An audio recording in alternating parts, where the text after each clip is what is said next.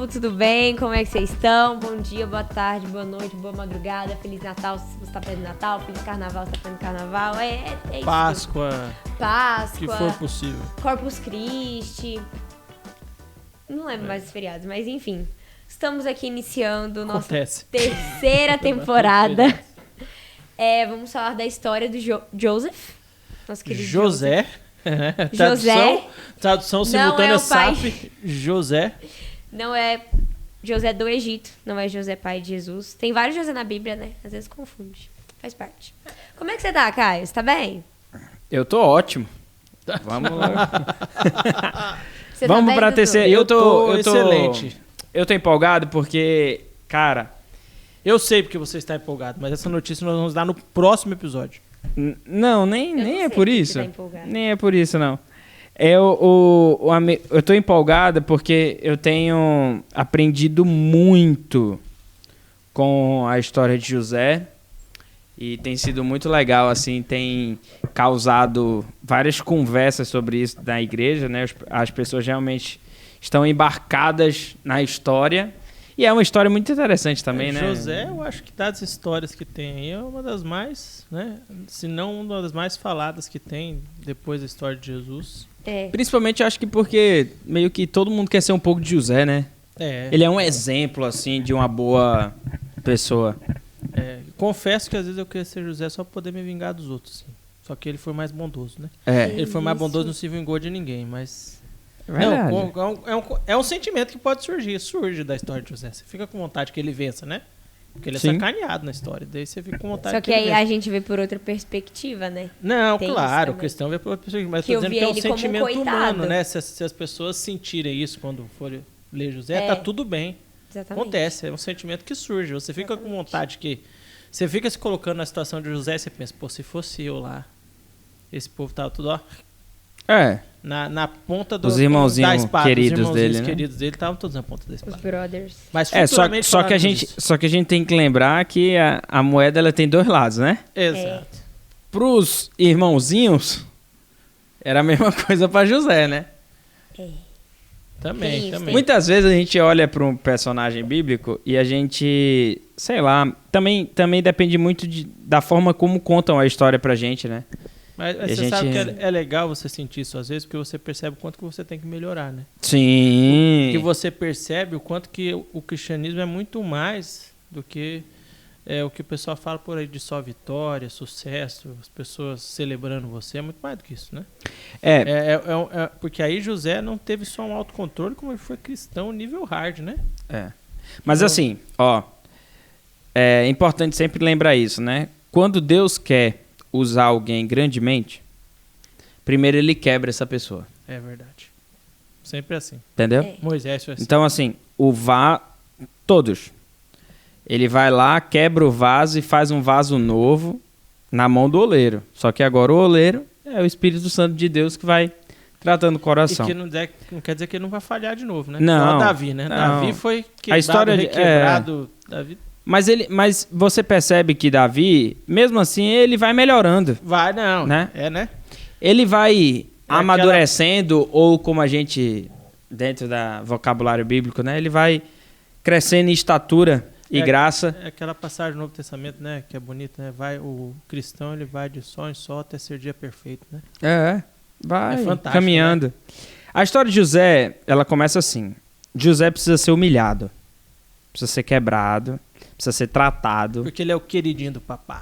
Exatamente. Ele é o... Todo mundo ele é o caçula. Todo né? mundo caçula. Que é queridinho do papai, né? Todo mundo que é assim tem que dar uma sofrida na vida pra poder aprender como é que é a vida. Você é o queridinho do seu pai? Claro que... Chicote. Meu filha. Vamos conversar sobre isso mais pra frente. Tudo bem. Aqui, né?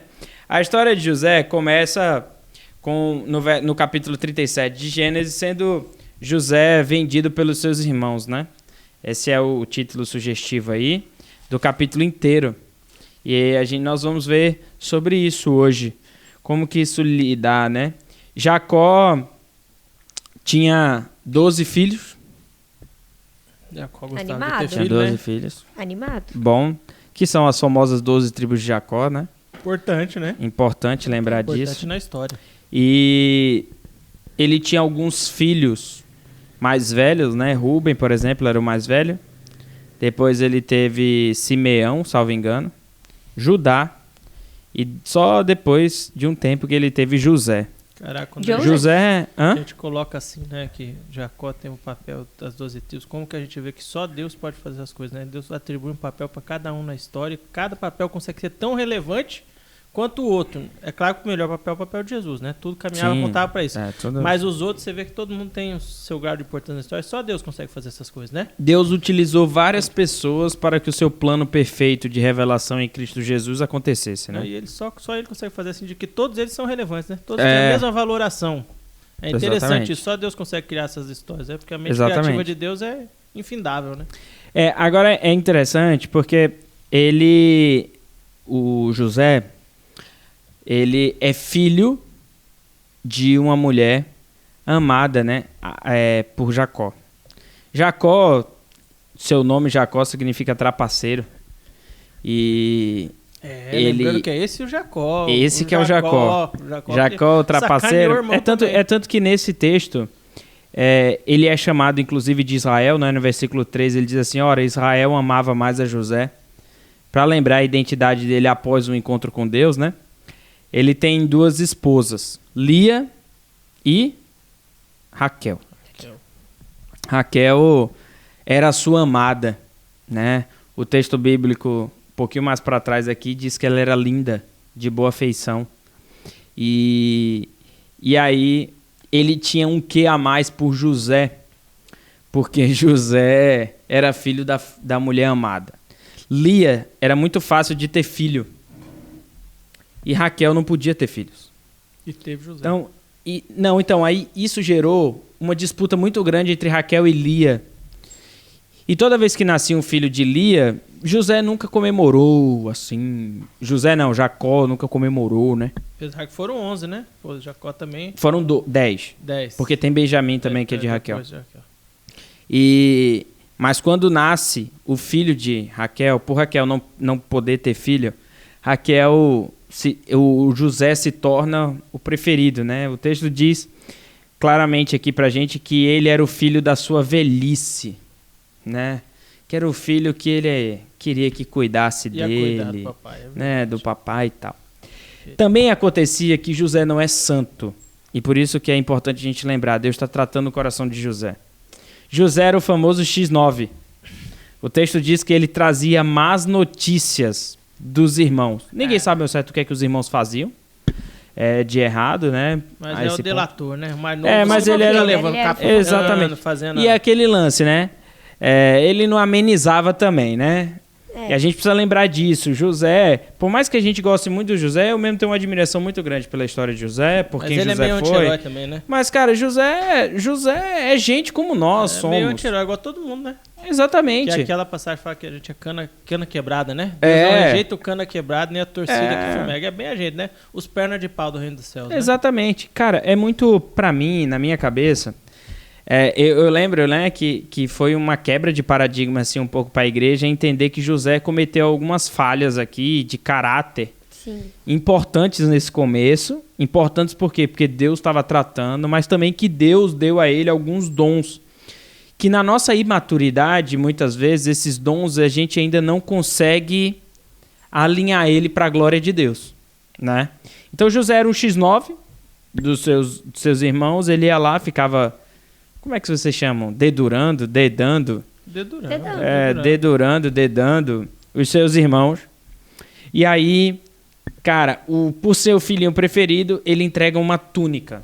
E aqui eu quero fazer um ponto importante. Traça um paralelo aí. Roupa é um problema para José. Vixe. Já foi um problema pro pai dele, né? Ele entrega... Já foi um problema. Exatamente. Ele tem que botar uma roupa... para se parecer com Esaú, né? E o seu pai Isaac o confundir. Mas aqui com José não tem jeito, né? Ele entrega uma roupa pro José.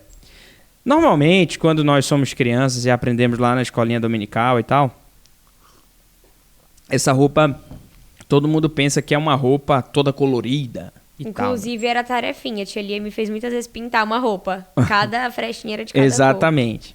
Cor. O que acontece? Em regra geral, naquela época, todas as cores eram mais ou menos... Todas as roupas eram mais ou menos da cor dessa roupa da...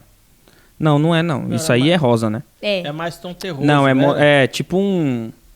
Ah, sei lá o quê. Terracota, né? Tipo esse negócio, essa tampa aí. Manda aí. Ninguém tá vendo. Consciência, manda aí essa tampa aí. Ó, vai voar uma tampa, pessoal, pra cá. A gente pode jogar. Vai descobrir o que é. Aí, pronto. Tipo um negócio desse aqui, sei lá, né? Especiais, a tampa apareceu. Um tom pastel, terracota. Terroso. Tons terrosos. Isso, tons terrosos. Madeira, né? É. Madeira. E aí ele entrega uma roupa vermelha, né? De uma cor diferente. Não é púrpura que ele fala? Pra José. Ele vai falar mais pra frente aí, né? É. Mas é a ideia de alguma coisa vermelha e tal, que chamava muita atenção. Destaque. Só que essa roupa, ela tem uma característica interessante, que é o seguinte. Ela não era uma roupa muito normal. Túnica talar é uma expressão que aparece lá em 1 Samuel, quando a filha de Davi se veste com essa mesma roupa num contexto de uma festa real. Talar é sempre cerimonioso. Tanto é que você fala no regimento interno do Tribunal de Justiça, quando você vai, os advogados, quando eles vão defender pelos desembargadores, tem que usar vestes talares. Pronto. É assim que fala, são as vestes talares. talares. Eu não sabia, interessante. Vestes talares, porque você tem que usar a capa, a túnica para defender Sim, pelos desembargadores. Faz parte do rito, que é um sinal de respeito. Na verdade, porque ninguém estaria acima, né, da lei e tal, tá todo mundo ali debaixo do mesmo manto, né? Interessante. Maneiro. Maneiro. Então pronto, agora vamos contextualizar para a história. O pai tem 12 filhos, ele pega um filho, entrega uma roupa real que destaca muito dos outros. É o melhor, né? Ele tá mostrando bem assim, cara, eu vou dar algo diferente pra mostrar que José pra mim é diferente. É o melhor, pra mim José é o melhor. E não só que ele é diferente ou que ele é melhor, mas eu quero que ele assuma a realeza. Pronto. Ou seja, a autoridade da casa. Rapaz, ninguém foge da própria natureza, né? Não. Jacó tentou fazer isso com o irmão e agora ele passa todos os filhos... fez. Fez, né? E ele passa todos os filhos para trás de novo para fazer com o preferido, né? A gente não foge da natureza. Não, a natureza é um negócio difícil, né? Você é aquilo lá. Você caiu de uma manga, você vai ser mangueira, você vai ser manga mesmo. Exato. É aquilo lá. Exatamente. E aí, o que acontece, cara? José, a gente olha para isso e fala assim, a culpa é de Jacó. A culpa não é só de Jacó. Não, o José podia ter acusado. José podia falar assim, não, beleza, eu vou vestir a roupa, porque essa é a roupa que meu pai me deu. Mas ele queria se aparecer, convenhamos. Todo filho a gente tem que lembrar, nós estamos falando de um rapaz de 17 anos de idade. E ele reconhecia, ele conhecia da cultura, né? Ele sabia quem assumiu o comando do irmão mais velho, não era ele. Então. Agora, é importante porque, assim, na cabeça de Jacó, a ideia era, ele vai assumir a família. Mas isso já pré-anunciava que ele ia assumir um cargo de realeza. Que eles não estão sabendo ainda. Sim, não sabe.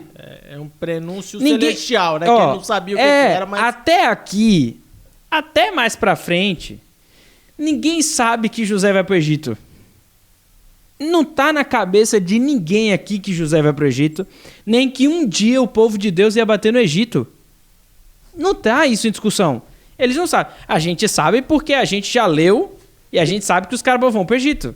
Porque tem um livro aqui chamado Êxodo que é contando os caras no Egito. O nome já fala, né? Alguém não vai estar no mesmo lugar, né? Vai sair do lugar. É um Êxodo. É um Êxodo, exatamente. E aí, eles não sabiam disso. Então, tudo isso, Deus foi preparando o coração deles para isso, só que eles interpretaram de uma forma errada e errônea. É isso que acontece com os sonhos mais para frente.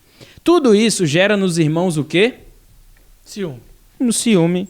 Inveja. Natural, uma inveja.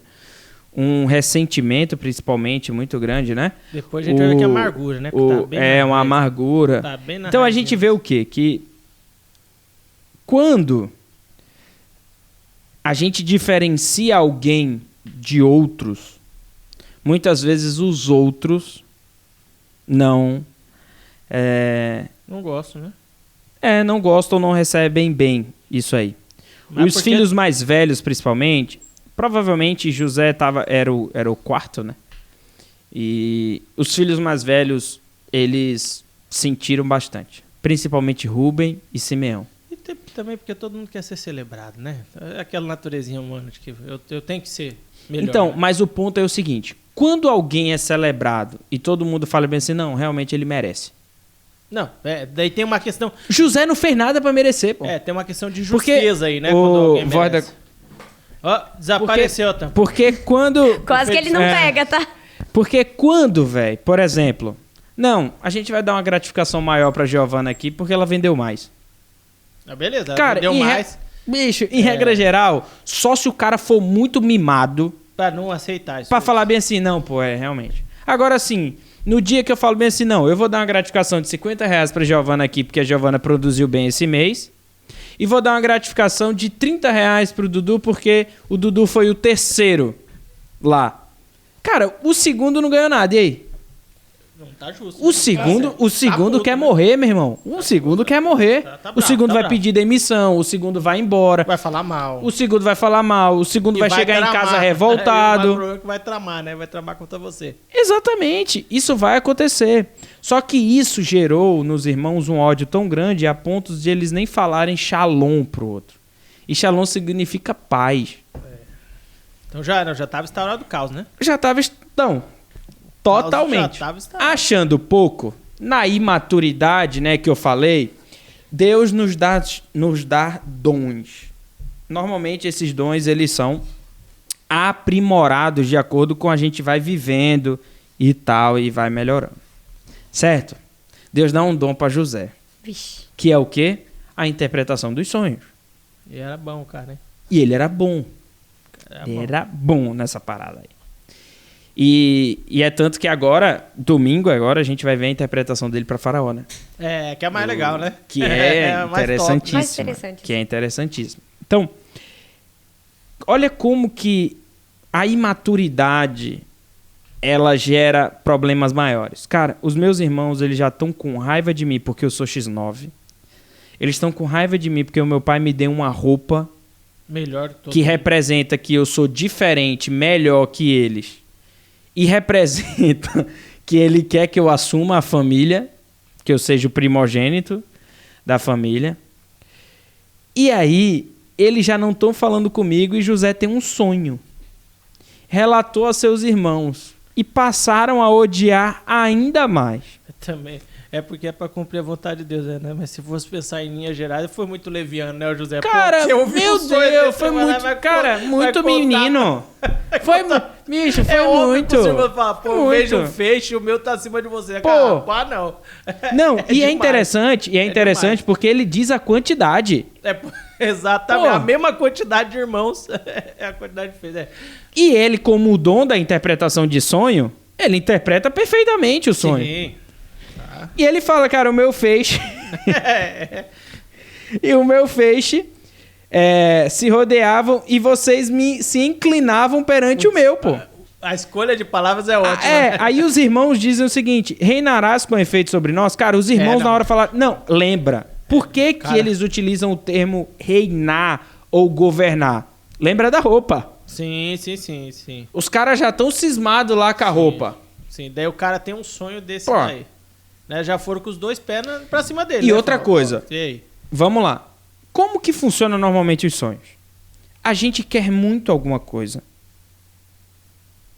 Inconscientemente, e sonha com aquilo. A gente sonha com aquilo. Eu sonhei que eu tava no show da Taylor Swift. Tá vendo? Cara, vários sonhos. Foi bem. Eu já sonhei... Shake it off. Eu tava assim. O Seban, ele escuta Taylor Swift pra treinar, tá? Ai, tem um mosquito aqui. Ele escuta Taylor Swift pra treinar, tá? Ah, por isso que ele já tá pra perder do Ramon. Aí... Vai lá, garoto. Ah, boy, aqui, ó, Tim Ramon, tá? Maromba. Não, eu também, mas... Aí, enfim. Cara, eles estão com aquela parada. Então, qual é o pensamento dos irmãos? Pô... Não, José tá se achando, não. Né?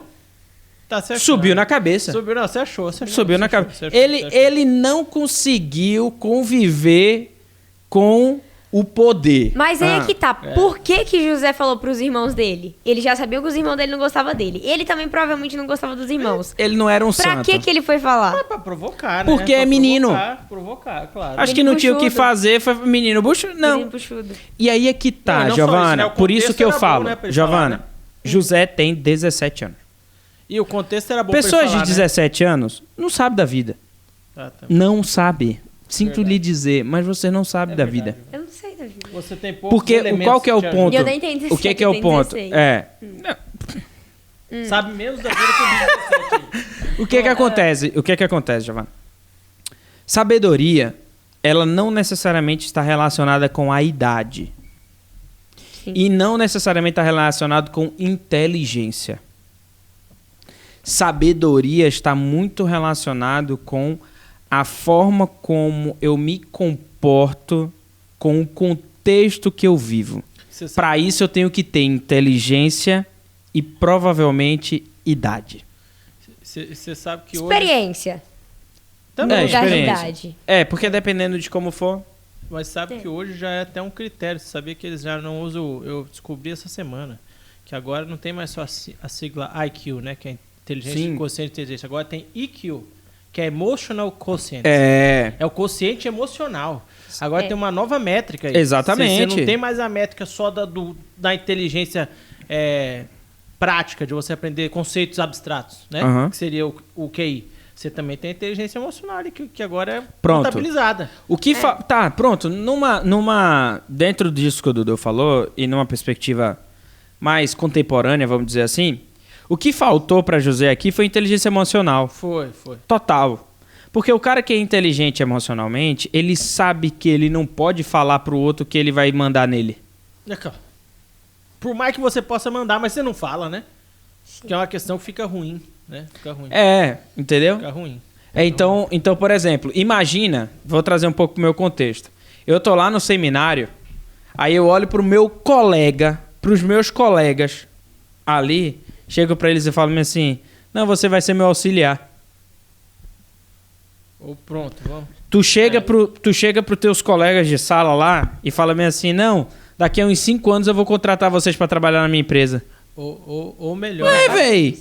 Ou melhor, né? Você tava no seminário, daí você saiu, foi pra primeira igreja, depois você fala, rapaz, todo mundo falava que era uma coisa e é outra. Agora eu me dei bem lá, pronto. Era objeto de inveja pros outros já.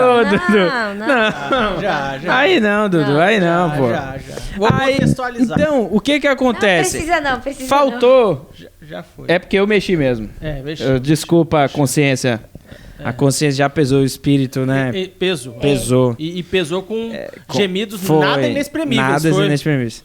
E aí, o que aconteceu? Ele achando pouco, aí os irmãos já falam assim, cara, não é possível que tu tá falando pra gente, tu vai reinar sobre a gente. Não acredito. Ele achando pouco, ele ainda foi lá e falou de um segundo sonho que ele teve. Só que agora ele falou pro pai, velho. E ele fala, não só reinar sobre nós, dominarás realmente, né? Ele ainda eles são enfáticos, né? Fala, é isso mesmo que você tá falando? Exatamente. Você não vai reinar e vai dominar. Exatamente.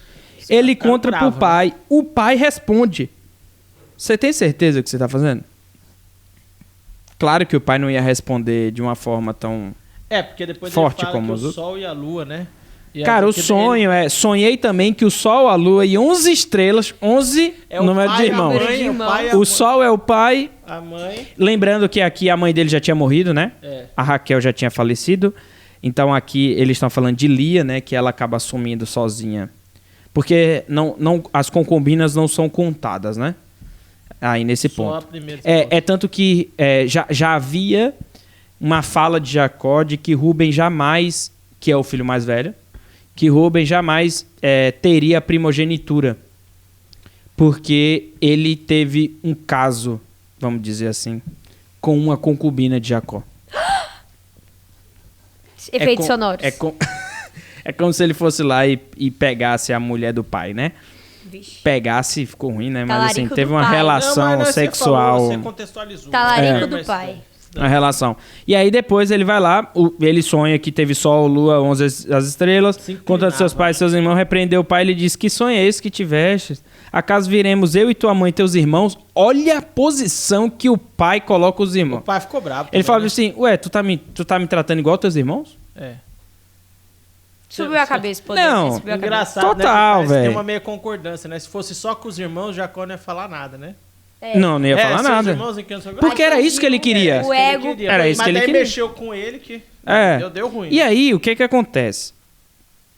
O verso 11 diz que seus irmãos lhe tinham ciúmes. O pai, no entanto, considerava o caso consigo mesmo. Então ficou assim, os irmãos já ficaram com raiva com a situação, e o pai falou assim, rapaz, que monstrinho que eu tô criando. Mas você vê que ainda tem uma proteçãozinha, né? Porque os irmãos estão bravos. Com certeza estão falando para Jacó. Fala aí, o que o senhor vai fazer? Com certeza. Ele falou, não, considerável. Só tá falando, não. E aí, passou o tempo, as coisas continuaram meio que normais. Os irmãos foram para um lugar chamado Siquém. Um lugar muito perigoso, o caminho era perigoso. Era um lugar também que a família de Jacó já tinha tido um conflito, né? Diná, uma das filhas de Jacó, ela foi violentada lá. E Simeão e Levi foram lá matar os caras que violentaram Diná. Então era um lugar que já tinha uma certa tensão para a família de Jacó ir lá, né? Para a família de Jacó ir lá. E aí ele envia José e fala assim, cara, ó, José, eu tô preocupado e tal, vai lá e vê se teus irmãos estão bem. Traze notícia para mim. E aí, cara, ele foi para lá. Quando ele chegou lá, ele se perdeu, né? O texto diz que ele andava errante pelo campo, ele se perdeu. E nessas de se perder, ela pergunta para um cara. Ele pergunta para um cara. Você viu meus irmãos aí e tal? Aí ele falou, cara, vai para... Eles estão indo para Dotã. Vai para Dotã. Ele chega lá em Dotã. E aí, o que acontece? Cara, é muito interessante, né? A história, porque, bicho, tem muita coisa para falar. Mas assim, tem um cara vindo com que roupa? Túnica. Tem um cara chegando. Pô, ninguém sabe quem é. Meu irmão, de longe. Existe uma suspeita de quem seja. De longe. Os irmãos iam falar assim, cara, lá vem o José, irmão. Nós estamos num lugar perigoso, que a nossa família tem uma desavença, em um lugar que aqui tem animais selvagens. E surge o plano, né? Tão bonito. Ele diz assim que eles conspiraram contra ele para o matar. E você viu o tom de deboche, né? Mesmo... Lá o sonhador, né? É meio debochado. No próximo, né? Mas esse termo, para o matar, é o mesmo termo utilizado por Caim para matar Abel. Matar, meu. Assassinato, né? Mas ela é no sentido, tipo assim, de matar o irmão. É uma palavra mais forte que mostra um ressentimento do coração dos irmãos. Existe um termo jurídico, é um fratricídio. Pronto, um fratricídio. E o que acontece? E que aqui talvez seja o ponto mais importante dessa segunda parte de que eles saem de lá, o irmão vai lá. Cara, nós precisamos tomar muito cuidado com os sentimentos que nós alimentamos no nosso coração. Muito cuidado. Você vê que é fácil, né, dar vazão pra isso, né? Porque os caras pensaram, falaram, pô, aqui é uma região erma, né? Perdido aqui. Já é um lugar que sempre deu problema. Se o José sumir, sumiu, né? Tá a desculpa está pronta para falar pro meu pai. Né? É o que você falou. Se eu já o meu pai não vai duvidar. Se eu já alimentei o negócio, só preciso da oportunidade. E às vezes ela surge. Não às vezes, sempre surge. Ela vai surgir. Sempre surge. E aí que tá, porque assim, ó, pô, eu tenho raiva do meu irmão porque ele é X9. Eu tenho raiva do meu irmão porque ele é o preferido. Que ele é abusado, né? Eu tenho raiva do meu irmão porque ele agora tá falando que depois que meu pai deu a roupa pra ele lá, que ele tá se sentindo real, ele tá falando que vai reinar sobre a gente. Ele falou isso pro nosso pai. Que não fez nada, né? Que também eles já ficam bravos. E assim, cara, a primogenitura não era uma parada que hoje, tipo... Por exemplo, hoje, a nossa sociedade... Independe quem é o primogênito. Por exemplo, no meu caso, eu tenho irmão gêmeo, 2 minutos de diferença. Que diferença tem o primogênito e o não primogênito? Se meu pai e minha mãe morrer, vai dividir no meio, irmão. Não vai ficar... Não tem diferença nenhuma. Naquele tempo, não. Naquele tempo, o primogênito era o patrão dos outros. Eles teriam que trabalhar para o primogênito. Esse era o ponto. Por isso que Levi, Simeão, Rúben, eles ficam com tanta raiva do que está acontecendo. Principalmente eles que eram mais velhos do que Jacó, né? E assim, cara, esse ressentimento vem muito forte quando eles olham e falam assim, pô, vem lá o tal sonhador, né? Bem irônico. Debochado. E ele repete, né? Vim depois, agora matemo-lo e lancemo-lo numa cisterna. E diremos, um animal selvagem o comeu e vejamos o que lhe em que lhe darão os sonhos. Como você é mal, né? Pô, é o irmão, né? Cara, matar o cara e jogar não, e o pior, numa fossa, e o pior basicamente aqui, falando é isso aí, matar o cara e jogar numa fossa. E o pior aqui é o consenso de todos. Concordância, né? Todo mundo tá de acordo com isso daí. Por mais que todo mundo, no primeiro momento, todo mundo quer matar. Não, mas no primeiro momento todo mundo quer matar. Mas todo mundo o tempo inteiro quer fazer alguma coisa contra José. Sim. Todo mundo quer fazer. E aí, o Rúben, que é o cara que foi lá e teve relação com a concubina do seu pai, que o seu pai já tinha falado que a primogenitura não ia ser dele, ele vê uma oportunidade de ganhar um ponto com o pai, que é o seguinte, cara, vamos matar ele não. Naturezinha da linhagem de Jacó, de novo, né? Qual que é a ideia de Rúben? A ideia de Rúben é o seguinte, chegar em casa e o pai chegar pro pai e falar assim, pai, todo mundo queria matar ele, mas eu defendi ele e trouxe aqui o filhinho. Tá o filhinho salvo, do né? senhor. Tá salvo. Pô, meu filho mudou. Vou dar a primogenitura pra ele. Essa era a intenção dele. Né? Essa era a intenção de Rúben. E é nítido a gente falar isso, porque no versículo 22 diz que ele fez isso a fim de o restituir ao pai. Né? Ele estava em falta por causa do que tinha acontecido. E José foram lá, tiraram, despiram-no da túnica. A túnica está lá de mangas compridas que trazia. Né? O verso 23 quer entonizar, trazer força para a ideia de qual que era a túnica. Lançaram ele na cisterna, vazia e sem água. E o pior de tudo, velho, é que eles lançaram o moleque lá na cisterna e ficaram na boca da cisterna comendo. Eles se sentaram para comer pão. É uma crueldadezinha, né? Um requisitozinho de crueldade ali, né? Os caras jogam o cara e ficam lá. De boa. Né? Realizou o sonho, né, deles. E aí, então, disse Judá a seus irmãos, de que nos aproveita matar o nosso irmão e esconder-lhe o sangue? Porque até então, ele ia ficar lá dentro da cisterna e ia morrer. De fome. De fome, de frio, qualquer coisa que seja. Como fala quando não toma água? Não sei. Sede. Na minha cabeça é sede. Vai morrer de sede. Tem um nome, é verdade. Agora também esqueci agora. E aí Judá tem uma ideia. E é triste, cara, é muito interessante isso, porque o próximo capítulo é o capítulo de Judá, né? Capítulo de Judá e Tamar. E é interessante porque é o seguinte, cara. O Judá, ele fala bem assim, cara, a gente vai matar o irmão? Naquela época era muito pesado. Tudo que envolvia muito sangue. Tudo que envolvia sangue era muito pesado. Ainda mais sangue do irmão. Falou, cara, a gente vai cometer o pecado de Caim. Eles sabiam da história. Do tio, né? Sabia. Eles sabiam. Falou, cara, a gente vai cometer o pecado de Caim. Pô, não dá. Pra matar é muito forte. Judá pensa assim, fala assim, cara, vamos vender ele. Vamos trocar ele por umas moedinhas. Vamos fazer um pecado menor. Exatamente. Como se tivesse gradação. Do cara. Exatamente. Vamos matar devagarzinho, né? De outro jeito. E aí Rúben volta pra cisterna. Ele vê que José não tá lá, né? E aí ele fica meio pirado. Cadê? Pra onde eu irei? Tipo assim, cara, o que é que a gente vai fazer agora? O que é que eu vou fazer agora? A minha chance de ter moral com meu pai, acabou.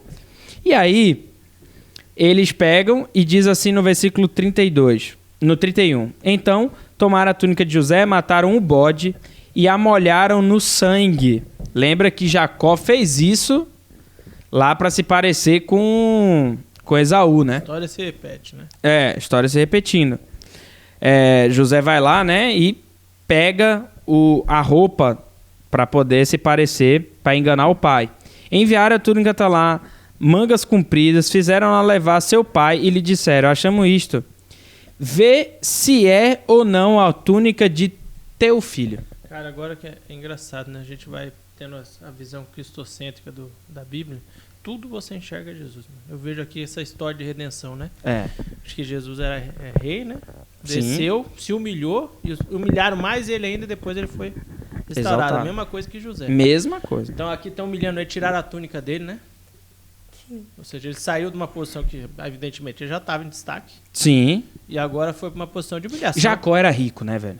Jacó era rico. Exatamente. Esse é de uma posição, para ele ter trabalho para os 11 filhos, ele tinha muito... Igual bem. Deus, detentor do universo, o filho dele Exatamente. Saiu do lado do pai para salvar a gente, que esse perna de pau tá até aqui já, né? Cara, é forte, é isso né? mesmo, é isso mesmo. E aí é ralado, porque assim, cara, toda vez que a gente vai alimentando sentimentos pecaminosos, a gente vai falar isso mais pra frente, mas sempre envolve o pecado da mentira, porque agora eu tenho que mentir pro meu pai. Porque a mentira vai sustentando, né? Exatamente. Pecados, né? Eu faço o pecado então, aqui, eu minto pra cobrir aquilo lá. Porque exatamente. A mentira sempre encobre, né? Exatamente. Vem aqui, pô. Só que quando eu era criança, me falaram que mentira tem perna curta, né? Essa daqui não foi tão curta, né? Porque demorou pra caramba pra... Mas é que você vai cuidando a perna da mentira, né? Você vai colocando uma mentira na outra. Não, e outra coisa, nesse caso aqui... quando... Você mente isso. Você mente aqui. Não é igual o cara Mas quando você fala, por exemplo, quando você fala que seu filho morreu, todas as evidências apontam para isso, né? Todas as evidências apontam para isso. Assunto encerrado. Mas você viu que é mentira, você viu de mentira? Primeiro vem Rubem, que já ia contar uma mentira que ele tava salvando o filhinho, que é mentira, porque ele tava fazendo pra favorecer ele. Pra restituir. Daí os outros irmãos já tramaram outra mentira. Falou, vamos tirar o cara de lá, porque eu não quero que... Se ele morrer bem, não foi nossa culpa. É um pecado muito... Exatamente. Se ele morrer bem, não foi nossa culpa. Então deixa ele... Vamos vender o cara. Daí os caras já... Daí o que a gente faz agora pra encobrir a mentira? Porque eles iam contar para que venderam. Vamos lá e molhar o cara. Daí depois eu menti pro pai. Não, vamos pegar a roupa, sujar... Sujar de sangue. Daí depois já ia apresentar tudo que era outra mentira. Você vê que a mentira só vai... É o abismo, né? Vai chamando. Exatamente. Vai chamando. Aí ele diz que o animal selvagem comeu... A mentira foi essa. Que o animal selvagem comeu José. Pronto. E que José foi despedaçado. Cara. Certo. E aí, o seu pai pega e fala bem assim, cara, então Jacó rasgou as suas vestes. Né? Porque se for despedaçado, por que eu vou procurar? Não. O pai não tinha que procurar não José, tem que procurar. Ele não ia exatamente. Fala, não exatamente. Procurar se ele falasse bem assim, pai, a gente não encontrou José, não. Perdeu José. Cara, Jacó ia... Dinheiro ele tinha, ele ia empreender uma busca pra falar. Exatamente. Vou buscar meu filho. Vou buscar. Não. Falou, pai. É isso que ele quer. Agora é interessante, né? Como é que eles viram que o José estava despedaçado, né? Mas enfim, segue o jogo. Então Jacó rasgou suas vestes, se cingiu de pano de saco, lamentou o filho por muitos dias. O luto naquela época era assim, né? Ele rasgou as vestes no momento, ele coloca um pano de saco e lamentou o filho, né? Normalmente o tempo de luto é de 7 dias, mas os estudiosos vão dizer que pelo menos aí ele ficou alguns meses em luto. É interessante, né? É a mesma atitude de Jó, né? Quando ele descobre que perdeu os filhos, né? Jó se lançou em terra, rasgou as vestes, né? E falava, nu saí do ventre da minha mãe e nu voltarei, louvado seja o nome do Senhor. Só que Jó tem uma atitude muito mais louvável, né? Exatamente. Aí o que acontece? Os outros... Aí é que dá raiva. Levantaram-se todos os seus filhos e todas as suas filhas para o consolar. Mentira, outra mentira. Tá mentindo aí. Ele, porém, recusou ser consolado e disse, chorando, descerei a meu filho até a sepultura. E, de fato, chorou seu pai. Eita. E aí, José foi vendido aos medianitas, José no Egito, a Potifar, oficial de Faraó, comandante da guarda. Esse então, vamos 35 lá? É sintomático, né? Hã? O versículo 35 ele sintomático, é a grande... né? Chorando, desceu até a sepultura. Descerei a meu filho até a sepultura. Vou encontrar com ele lá. Né? Vou encontrar com ele lá. Verdade. Primeira coisa, eu acho que um dos grandes problemas que nós temos é em relação à relação interpessoal. A relação interpessoal, ela envolve muito de inteligência emocional. Muito de inteligência emocional. A forma como eu trato a pessoa, a forma como eu lido com a pessoa, a forma como eu lido com a dor do outro, com o lugar do outro, com a situação do outro, com o bolso do outro. E que você sabe, só fazendo um adendo, né? Você sabe que o conceito de inteligência emocional hoje também evoluiu, né? Hoje você trata como agilidade emocional. Sabe? Tem um livro sobre isso, né? Que é o seguinte, é você mover dos sentimentos o mais rápido possível. Por exemplo, o Caio me fez alguma coisa. Eu fiquei com raiva do Caio, só que eu não vou me prender na raiva, tipo, por séculos, por anos. Não.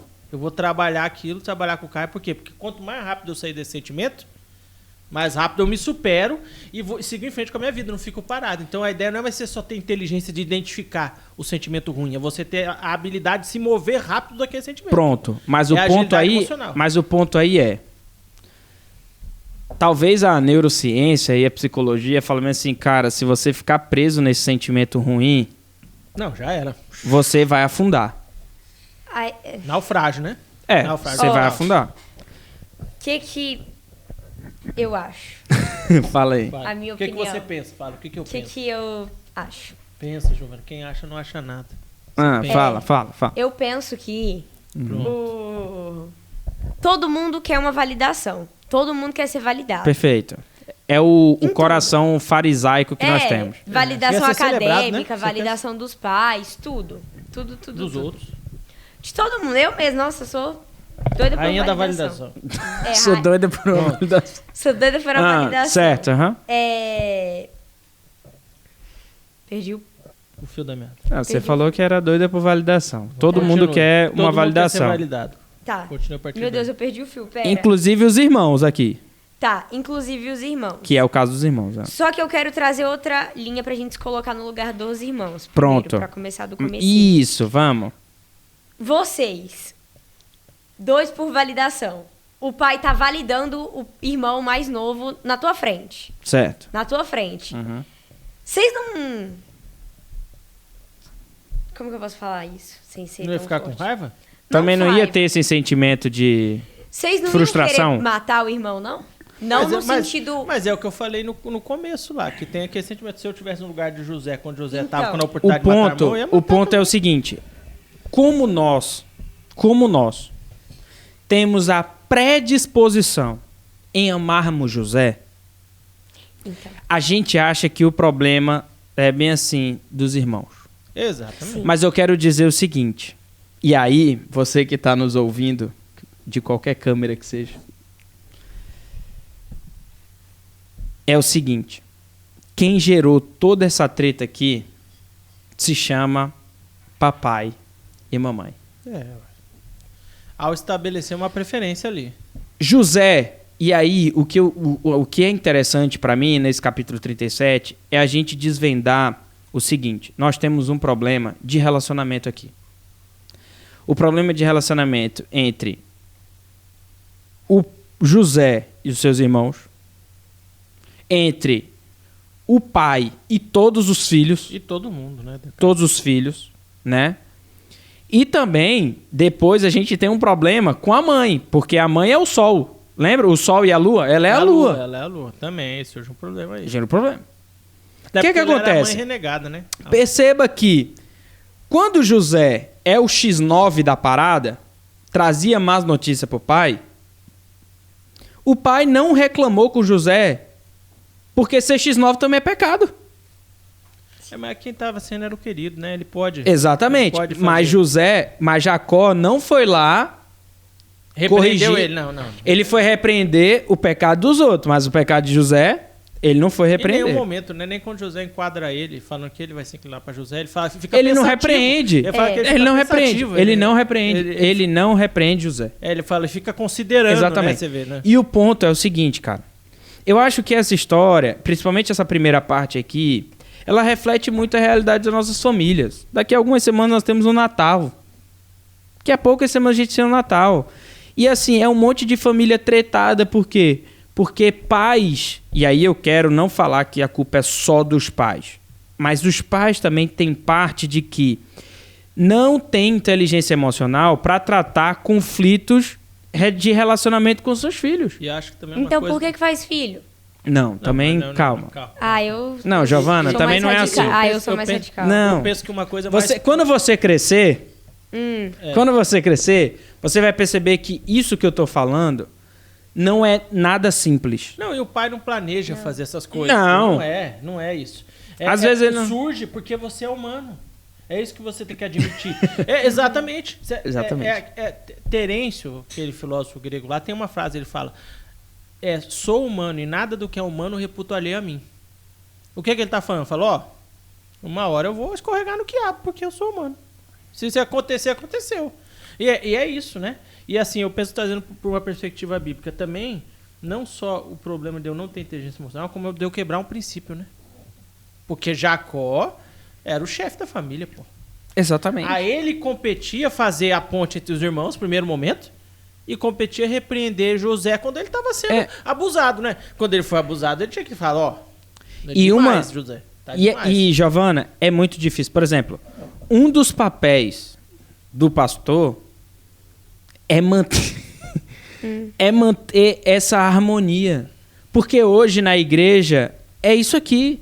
Nós temos vários irmãos, vários filhos, que às vezes uns acham que o outro lá está sendo preferido, o outro lá é preferido, o outro passa mais tempo com o outro lá não tá. O tempo inteiro. Nós temos que gerir essas emoções e elas são muito difíceis. E os pais precisam ter esse atento para essa questão com os seus filhos. Porque, por exemplo, eu acho que em regra geral, se não fosse um problema que fosse gerado em várias famílias, não estaria na Bíblia, né? Então, assim, eu acho que quase toda família tem problemas com essa questão. Os irmãos falam assim, toda família quase tem um preferido, né? Na minha casa, é o meu irmão.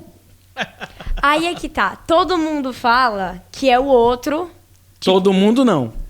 Em regra geral, quem é o preferido, ele nem pensa nisso. Não, ele não fala que tem preferido. Ele meio que aceita o posto. Lá na casa do Dudu é o Dudu preferido. Intriga. Entendeu? Pelo menos foi o que a irmã dele falou. Mas o que é interessante... E ele não discordou em nenhum momento aqui. O que é interessante é que a postura do preferido é o seguinte, né? Você vê que José, ele não fala, ele não tenta apaziguar os irmãos. Não. Em nenhum momento. Pronto. Ele fala... Exatamente. Quando ele ganha a túnica, ele não fala, não, pessoal, não liga não, essa túnica aqui é só um presente, né? Mas ele não quer se aparecer pro irmão. Se ele quer mostrar, olha, eu tô sendo validado. Mas ele tem certeza que é o melhor. Ele tem então, que é o maduro, maduro, a pessoa madura, quando ela é colocada nessa posição de preferência, ele começa a falar bem assim, rapaz, isso não vai dar bom pra mim em relação aos outros. Eu preciso amenizar a situação. Pronto. Aí o que é que José faz? José tem 2 sonhos falando que vai mandar nos irmãos. Não, então... E conta! E é o que eu falei, ele não quer amenizar. Ele tem certeza que é o preferido, ele sabe. E aí que tá o ponto. O lado... E aí pra mim tá o grande pecado de José aqui. Por mais que José tenha sido imaturo, por mais que ele não tenha consciência, não tenha o que a gente chama hoje de inteligência emocional e relacional para resolver a questão, e por mais que muita gente fale assim, não, mas José não tinha nada a ver com isso, ele tem, porque ele é um personagem desse conflito que está sendo gerado aqui. Então, qual que era a sabedoria dele? Falando assim, rapaz, tá nítido que o meu pai tem um negócio comigo. Eu preciso melhorar minha relação com meus irmãos. Não, mas ele não queria, né? Ele não queria. Não queria. Por outro lado, e aí já entrando na segunda parte, nada, em hipótese alguma, justifica nós alimentarmos sentimentos pecaminosos no nosso coração. No caso da história citada, é o ódio. Dos irmãos. E aí é que tá, Giovana, pra você... E pra galera do século XXI... Tu é de que ano? Tu nasceu em que ano? 2007. 2007 pra baixo ou pra cima? E também do José, né? De arrogância, né? Não, sim. Altivez, sim, né, José? Sim. Total. Ganhei a túnica, sou bom. Total. Sou bonzão. E aí o que acontece, Giovana? Hoje, a antropologia que é pregada, ou seja, o entendimento sobre a natureza humana que é pregada, é que nós não temos poder sobre os sentimentos que são gerados no nosso coração. Por exemplo, eu não consigo tirar aquela menina da minha cabeça. Consegue. Você não quer, né? alimenta-se tanto... É porque as pessoas não podem ser contrariadas. Que quer. Então, hoje, quando a pessoa fala assim, não, o que seu coração está mandando? É sentimento. Não é moral. É que tem uma diferença entre emoção e emoção e sentimento. Emoção e sentimento. Você concorda comigo? Não, me explica. Eu quero saber. Eu quero que você me explique. Não é que não, eu quero que você me explique. Por exemplo, sei lá, estou numa crise de ansiedade. Eu não consigo controlar a minha emoção. Mas eu consigo controlar o meu pensamento que leva a uma emoção. Então você consegue controlar a emoção. Será? Claro. Exatamente. Aí é que tá. Por exemplo, a crise de ansiedade, ela é porque você se coloca no nível de perigo. Você se coloca no nível de perigo. Por exemplo, esse mês a fatura do meu cartão vai vir muito alta. Vixe. Automaticamente, a minha cabeça liga um alerta. Se eu fico alimentando aquele sentimento de alerta no meu coração, isso me gera uma ansiedade. Depois, isso vai gerar uma crise de pânico. Depois, eu posso ter surtos psicóticos. Então, o que acontece? Se eu não consigo controlar as minhas emoções, ou os meus sentimentos, que são gerados pelas minhas emoções, o que acontece é o que está acontecendo hoje frequentemente. E aqui eu não quero ser leviano, né? De falar, tipo assim, é fácil, você tem que controlar a sua mente e tal. É nada, meu amigo. Se me botar para correr 5 km aqui, eu sei que fisicamente eu consigo correr 5 km. Só que mentalmente, quando der 2, eu já vou querer parar. Vai aparecer dor em tudo que é canto. Então, é cabeça. E cabeça, o que o pessoal fala aqui é cabeça, e aí é que está o ponto.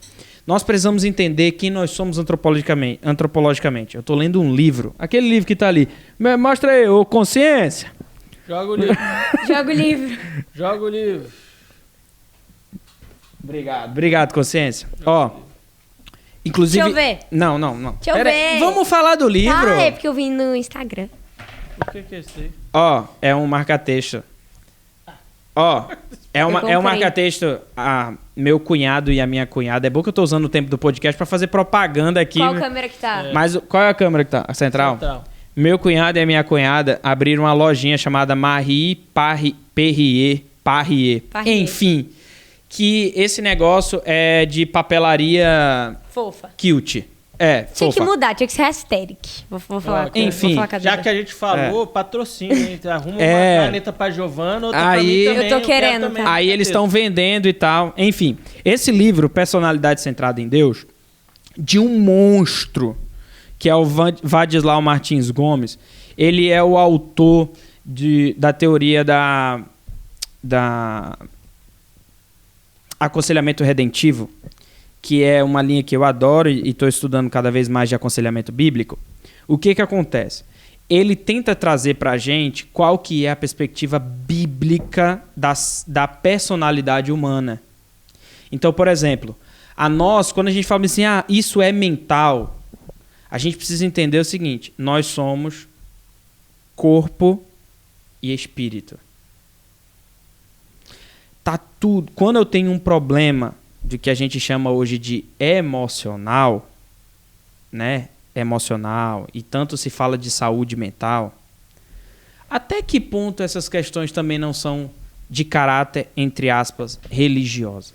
E você falou uma coisa interessante, né? Então, que as pessoas tentam relativizar o controle do sentimento e daí surge esse bando de baboseira que tá surgindo por aí. O capítulo que eu li hoje do livro foi sobre isso. Que é porque tem coisa que eles falam, a psicologia moderna fala, hoje eu controlo isso. A ansiedade você pode controlar, os seus gastos, a vontade de fazer outras coisas, certos vícios você pode controlar. Mas aí tem coisas que é relacionado à sua psique que você tem que deixar fluir. Né? Por exemplo, você não consegue... Hoje é isso. Você não consegue controlar sua mão para não mandar uma mensagem para aquela pessoa? Consegue. Consigo. Não, mas eu digo assim, coisas que eles... para justificar comportamentos hoje, né? Exatamente. As pessoas falam, não, esse sentimento tem que deixar, porque a pessoa não consegue se dissociar desse sentimento, porque é inerente a ela. Ou então, e daí fica justificando certas naturezas. Ou então, terceirizar o sentimento. Porque é o seguinte, os irmãos podiam falar bem assim, cara, quem gerou isso foi meu pai.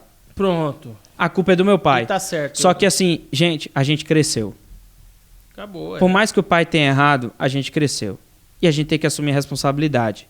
E eu criei no meu coração um sentimento de ódio. Aqui tá muito claro. Eles vão criando. E percebam, não é uma coisa que aparece do nada. Eles foram paulatinamente odiando mais, até chegar a ideia de matar o cara. Virou raiz de amargura, né? Que é o pecado. A Bíblia fala isso, né? Quanto mais você vai alimentando o ódio, mais ele vai se arraigando no seu coração. Daqui a pouco tá lá. Ninguém, em sã consciência, acorda falando assim, pô, vou matar uma pessoa normal, né? Tipo assim, porque aí a gente tem os... Não. O cara acorda e fala assim, pô, tirar do espectro eu vou matar a Giovana hoje. Cara. Ou... Não é da noite até dia. Por exemplo, a gente tá num momento histórico bem complexo, né? Mas, por exemplo, a gente pega o terrorista. Cara, o terrorista, ele não acorda hoje falando assim, hoje eu vou entrar em Israel e vou matar 1000. É um trabalho em cima da cabeça do cara. Da escola. Os caras são ensinados na escola. Eles vão criando da escola o ódio. Até que ele chega... Pra chegar lá. Ou então pra você pegar um avião e botar no World Trade Center. Então, ou por que a gente combate hoje tantas ideologias erradas que quer ensinar na escola? Porque já vão ensinar o errado. Exatamente. E daí no futuro vai dar problema. Exatamente. E daí a pessoa vai se conflitar, vai crescer e vai falar, mas eu não sou aquilo que falaram que eu sou. Estão ensinando errado. É isso. Exatamente. É isso. Então, assim, a Giovana tá pensativa. Tá. Tá reflexiva. Vou... Me dá aí o marca-texto. Ó, esse marca... não é marca-texto o nome disso. É marca-página. Esse marca-página aqui é do nosso missionário acho que a gente não pode falar, Elvis. Né? É o nosso missionário Elvis. Aqui, ó. Elvis. Como é o Elvis... Qual que é o nome da esposa dele? Dani. Elvis, Dani e os dois filhinhos dele maravilhosos. Não lembro o nome. Eu falei com ele hoje e quase que eu esqueci. Então, a gente pode decidir qual sentimento que a gente alimenta no nosso coração. Cara, esses irmãos podiam falar bem assim, meu pai tá errado, o José tá errado, mas eu não tô nem aí, vou te questionar agora. Ou posso tentar persuadir meu pai, né? Ok. Esse sentimento vai sendo alimentado, mas ele já foi alimentado. Tem como tratar ele já sendo perfeito alimentado? Porque aí é que tá. Qual é o tratamento que nós temos? Nesse caso aqui, perdão. Porque eles quebraram o princípio, né? Perdão. Odiar o irmão. Agora, o que acontece, Giovana? Infelizmente, os remédios bíblicos para tratar relacionamento, ninguém quer mais. Perdão é uma palavra obsoleta no nosso vocabulário. Ninguém quer mais resolver as coisas assim. Então perceba, como que é simples as coisas. Eu chego para você e, por exemplo, não vou usar você não, vou pegar o seu pai. Eu chego pro seu pai lá, pô, o Marcão é fluminense, cara. Aí eu chego na igreja, aí encontro o seu Ademir. O seu Ademir é palmeirense. Seu Ademir, você acredita que o Marcos é fluminense? Encontro outra pessoa lá, que é outra coisa. Pô, tu acredita? Cara, eu já tenho 11 contra teu pai. Igual aqui. Cria muito fácil. É fácil. Daqui a pouco eu crio muito fácil. Agora, por que a gente não para e fala assim, na primeira oportunidade, fala assim, Marcos, eu te perdoo porque você é fluminense? Não, é porque... Não tem. Hoje é tudo narrativa. Hoje, como você não busca tratar com as pessoas, o que é que você tem que fazer? Fulano está falando mal de mim. Eu vou encontrar uma plataforma onde eu posso falar mal de fulano mais do que ele fala mal de mim. Pode ser. Porque daí ou então eu crio uma história como se aquilo que essa pessoa está falando seja um absurdo sobre mim. A minha defesa não é mais tratar com o outro, tentar defender meu ponto de vista com o outro para buscar um caminho, um terreno comum. É eu tentar fazer a minha narrativa sobressair a dele de forma que a minha seja aceita mais do que a dele. Hoje a tentativa do mundo é essa. Exatamente, essa. Hoje a tentativa do mundo é... Por que você acha que a gente está nessa divisão, polarização no Brasil aqui, onde um lado fala, o outro lado vai lá e fala mais. É sempre assim. E ninguém quer sentar para conversar. Não tem.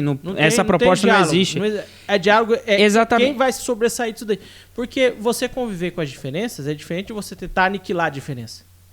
Totalmente. É diferente. Totalmente. É diferente. E por isso que nesse tempo que nós vemos é tão difícil achar a verdade.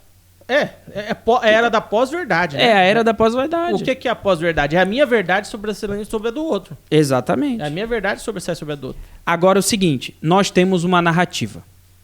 A nossa narrativa é: Deus criou o mundo, veio a queda, e essa queda... Jogou todo mundo no mesmo balaio. Essa queda, ela desfigurou a personalidade da criação como um todo. Corrompeu todo mundo.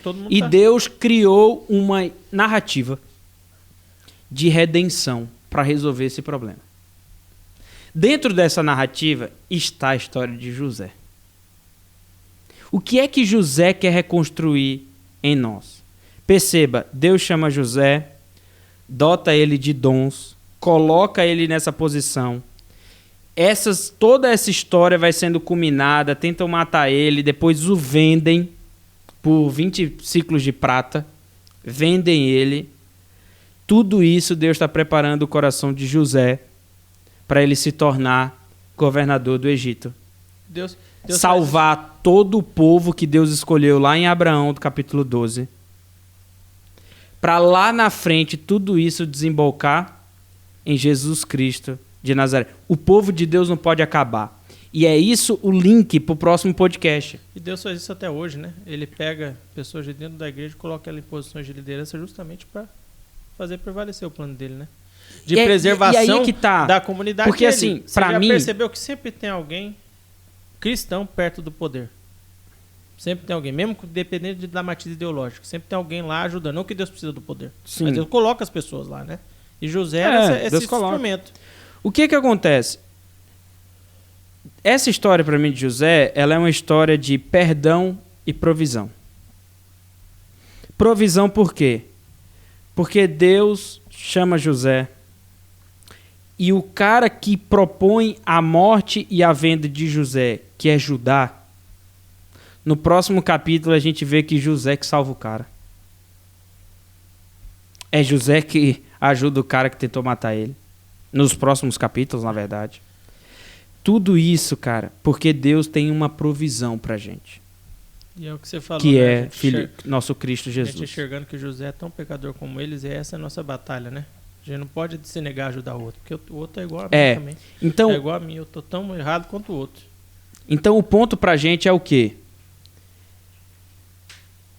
Não é a gente ficar pensando bem assim, eu queria que Deus mandasse um sonho. Hoje a gente não entende mais que Deus fala por sonho pra gente. Mas a gente entende que Deus fala sobre a sua provisão. E o que cabe a nós é tentar interpretar essa provisão. E como que isso funciona? Cara, o que é que a Giovana, com 16 anos de idade, por que ela nasceu nessa família? Por que ela está estudando nessa escola? Por que ela namora o João? Por que isso? Por que agora, depois desse tempo todo, chegou um pastor na igreja dela com tal idade? Por que agora ela está num podcast? Essa interpretação da vida é que a gente precisa ter. Muitas vezes a gente não vai ter a resposta, mas a gente tem que ter pelo menos a leitura. José vai ficar 15 anos preso. Injustamente. Na cabeça de José, ele ia ser o primogênito do pai. Jamais passou na cabeça de José que ele ia ser governador do Egito. Não dá spoiler não, doido. Não, é uma história... Não, mas essa história todo mundo conhece, né? Muita gente já sabe, né? Eles não vão saber o que a gente vai falar. Muitas vezes, algumas coisas acontecem com a gente, né? Por exemplo, eu pensando um pouco na minha vida, quando eu estava pensando nisso, eu estava pensando assim, cara, como que é interessante, né? Eu venho de Recife, Deus me coloca numa igreja com um determinado pastor, com uma visão tal, e aí eu passo a conviver com assim, de tal jeito, aí vou para uma universidade, aí eu fico numa escola, depois vou numa universidade, depois eu passo um tempo fora do Brasil, eu venho para um determinado seminário, tal, para desembocar aqui. É o efeito borboleta. Eu não entendo. Inclusive tem um filme sobre isso, né? Mas eu nunca assisti esse filme. Meio permeado pela ideia confucionista, né? Ah, tá. Não é muito... Então, o que acontece? Como que a gente vai interpretando isso? É Deus provendo. E a outra coisa da história é uma história de perdão. Independente do que fazem conosco, Muitas vezes a gente tem uma visão um pouco deturpada da questão, como se a gente fosse um santo ou um inocente na história. É o que a gente conhece hoje como vitimismo. Qual que é o vitimismo? O vitimismo é que eu vou lá, velho, e eu crio uma narrativa para justificar como que os outros são tão ruins e eu sou tão bom. Pra justificar a mim mesmo, né? Pra justificar a mim mesmo. Eu nunca erro, todo mundo que tá errando. Todo mundo que tá errando. Não só isso, pra eu aceitar também a situação que eu tô vendo. Às vezes tá todo mundo contra mim e eu preciso me aceitar aquilo lá. Preciso falar, perfeito. Preciso trabalhar daquilo de algum então, jeito. Então, pra mim, essa história, essa primeira história de José é muito assim, cara. E eu queria muito identificar isso na igreja. Eu queria que a igreja tirasse um pouco da ilusão que eles têm de José. José tem pecado. E o pecado de José aqui é o orgulho, é a omissão.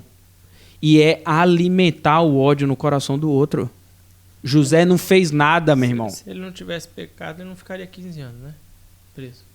Tem um propósito nisso. Tem um propósito. Deus. E aí, por último, independente da circunstância que a gente está vivendo, se a gente consegue interpretá-lo ou não, se a gente perdoou ou não perdoou o irmão, independente do que o irmão tenha feito por nós, cara, Deus tem um plano e um propósito pra gente. E aí esse plano e esse propósito, por mais que a gente não consiga entender muitas coisas que passam na nossa vida, Deus está tratando o nosso coração. E Deus está tratando o coração de José. Porque não tem jeito, meu irmão. Quando Deus quer usar alguém sobremaneira, primeiro ele quebra o caba inteiro. Não tem para onde correr. Então, quanto mais Deus quebra, mais Deus vai usar a gente. E quanto menos a gente entende que nós precisamos ser quebrados, menos Deus usa a gente. Deus é o Allspark do Transformers, né? Ele não precisa escolher o instrumento melhor, né? Ele transforma o instrumento no melhor instrumento. Ué, velho, Jacó, cara. Ele faz o que ele quer. Ele pega Jacó e faz do jeito que quer, o cara. Deus faz o que ele quer, né? Muita gente olha e sempre pega o exemplo de Paulo, né? Pô, mas Paulo já estava pronto. Naquele momento específico da história da redenção, tinha que ser um cara pronto. Porque havia um aspecto de tempo. Tinha que ser um cara com muito... Mas todo mundo quer sempre achar um Paulo, né? Pra fazer as coisas, né? Cara instruído... Porque Paulo foi educado. Olha quem foram os professores de Paulo. Mas vamos lá. O Paulo é a exceção. Não, sim. A regra é Pedro.